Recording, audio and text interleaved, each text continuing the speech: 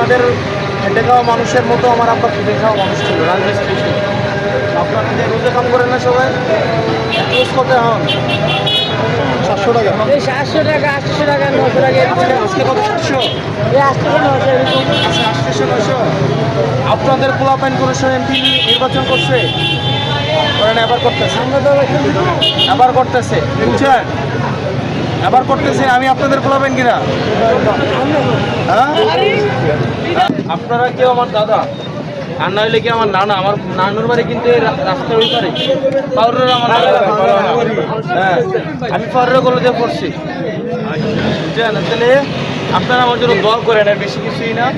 আপনারা হেফাজত আল্লাহ করবে, আপনারা উপরে হেফাজত করবে আল্লাহ, আর জমিনে হেফাজত করতে হবে আপনারা। আপনি যেই মাঝখারি হন, যেই দলেরই হন, কিন্তু আমি বিশ্বাস করি দেবীদ্বারবাসী সবাই আমার, সবাই আমাকে ভোট দিবে কি দিবে না সেটা পরের হিসাব, কিন্তু আমাকে ভালোবাসবে। আমাকে, আমি বিশ্বাস করি আমার নিরাপত্তা দেবীদ্বারবাসী। এই কারণে এত নিরাপত্তা ঝুঁকি, এটা সেটা সব কিছু বলছে আমাকে আসতে, না করছে, তাও আমি আসছি। কারণ আমি আমার এলাকায় যদি নিরাপত্তা ঝুঁকি নিয়ে যদি ঢাকায় মারা যায়, লাশটা তো এলাকায় পাঠাবো না। সিঙ্গাপুর চিকিৎসা করাইতে নিলেও তো লাশটা পাঠাবো এলাকায়, পাঠাবো না?